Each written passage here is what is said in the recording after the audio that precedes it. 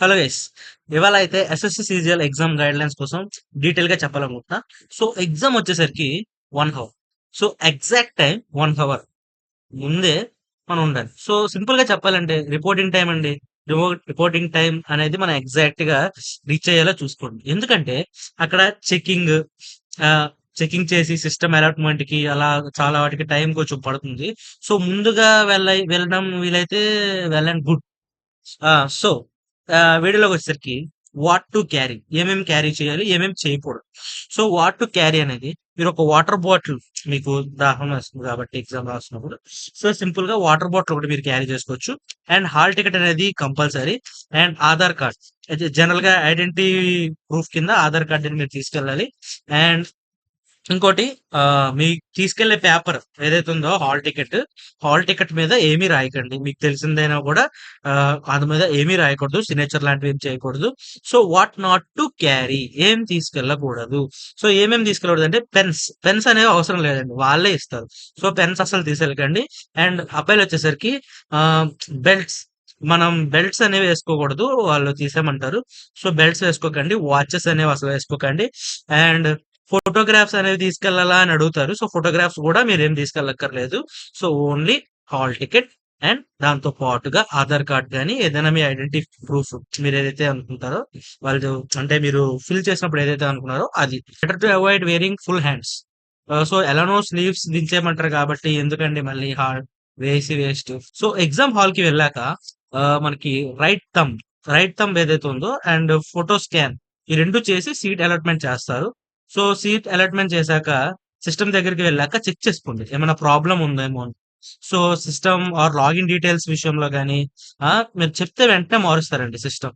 So next వచ్చేసరికి 1 hour ముందు వెళ్ళాలండి. 1 hour ముందు వెళ్తే ఎందుకు వెళ్ళాలి అని నేను చెప్పాను కదా, దానికి రీజన్ చెప్తా చూడండి. ఇప్పుడు ఇవన్నీ అలాట్మెంట్ చేశారు, ఈ ప్రాసెస్ ఉంది, దీనికి మనకి టైం అయితే పడుతుంది కదా, ఈ టైం అంతా మనకి వేస్ట్ అవ్వకుండా ఉంటుంది. సో 1 hour ముందు ఎందుకు వెళ్ళాలనేది మెయిన్ ఏంటంటే, మనకు అక్కడ స్క్రీన్ మీద ఒక 3 లైన్స్ ప్యాసేజ్ అయితే ఉంటుంది.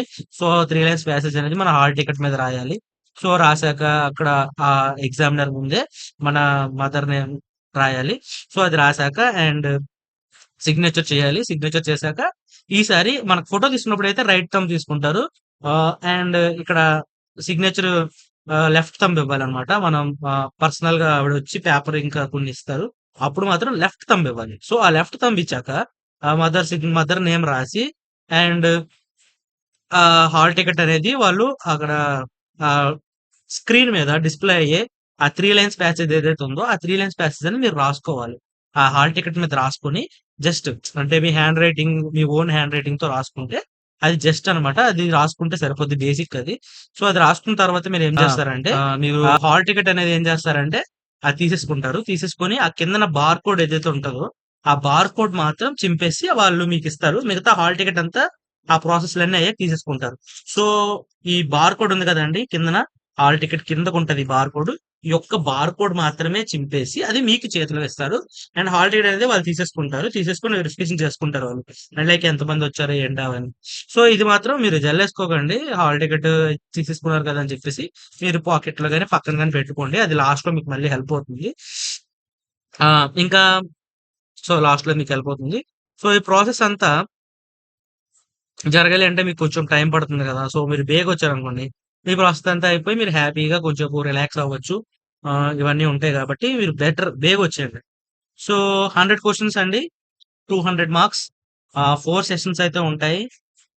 అండ్ ఎగ్జామ్ కోసం, ఎగ్జామ్ ఎలాగిచ్చారు? కష్టంగా ఇచ్చారా? ఈజీగా ఉందా?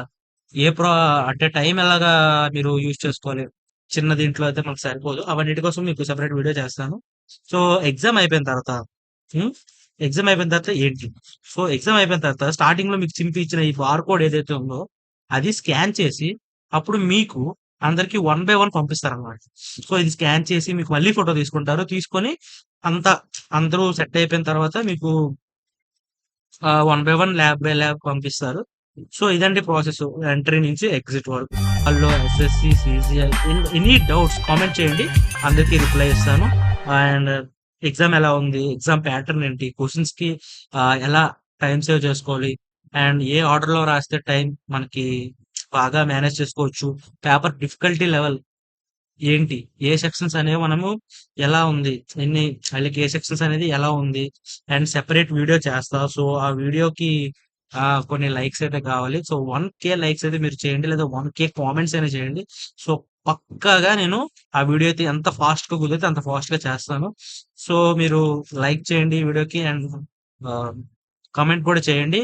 And Arquivo que tem!